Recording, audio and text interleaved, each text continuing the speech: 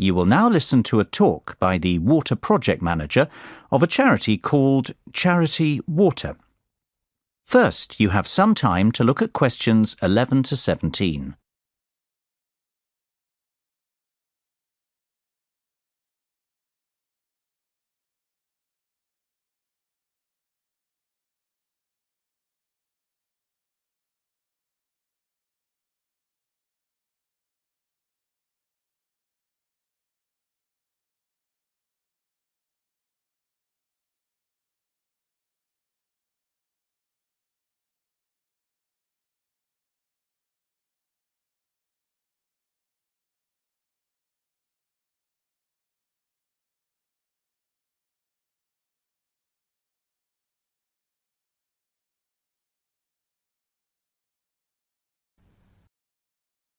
Now listen carefully and answer questions 11 to 17.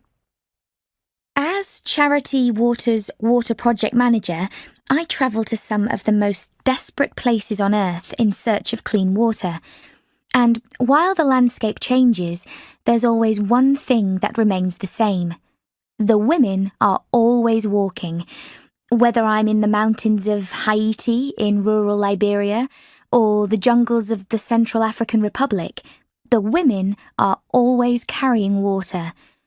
To give you an idea of the work that Charity Water does, I'll tell you the story of one of these women. Driving down a bumpy road in the middle of northern Uganda, our truck suddenly swerves off the road and up over an embankment. We usually prefer to surprise communities by our arrival because it makes it easier to monitor how our water points are functioning, without hundreds of people watching. But once you visit a few communities in the neighbourhood, rumours of your presence spread like wildfire. We jump out of the truck and walk into a party. This is when I met Helen Apis. She told me about the new freshwater well in her village. "I am happy now," Helen beamed. "I have time to eat. My children can go to school, and I can even work in my garden, take a shower, and then come back for more water if I want. I am bathing so well." A few of the men chuckled to hear a woman talk about bathing, but all I noticed was Helen's glowing face, the fresh flowers in her hair, and the lovely green dress she wore for special occasions. Touching her forearm, I replied, "Well, you look great." "Yes," she paused, placing both hands on my shoulders and smiling. She said, "Now I am beautiful." That really hit me.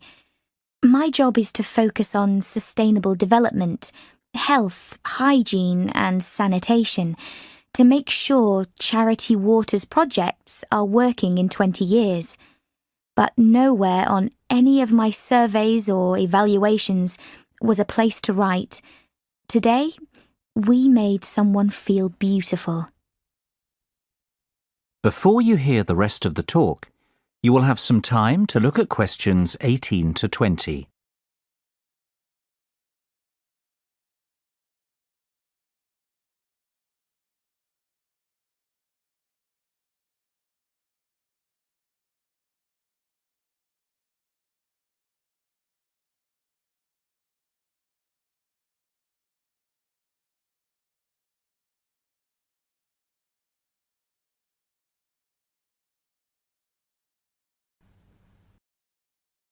Now listen carefully and answer questions 18 to 20.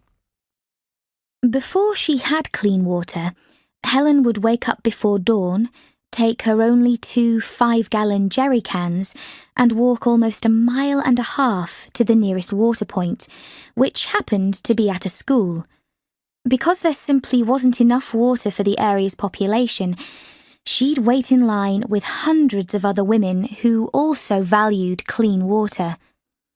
Helen's only other option was to skip the wait and collect contaminated water from a pond.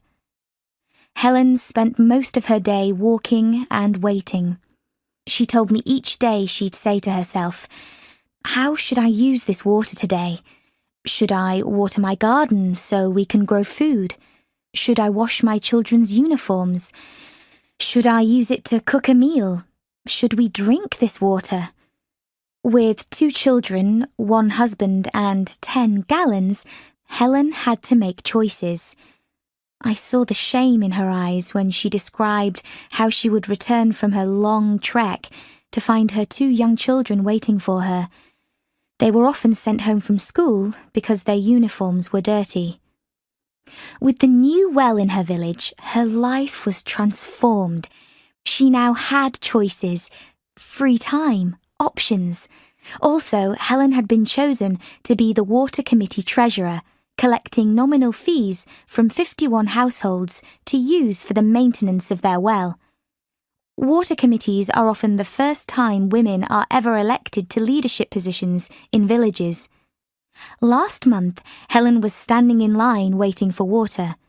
This month, she's standing up for her community. And now, she is beautiful.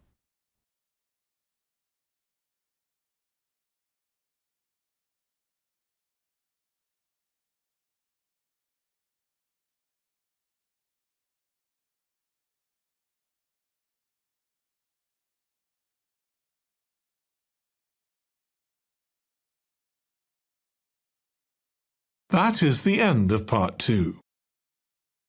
You now have 30 seconds to check your answers to part 2.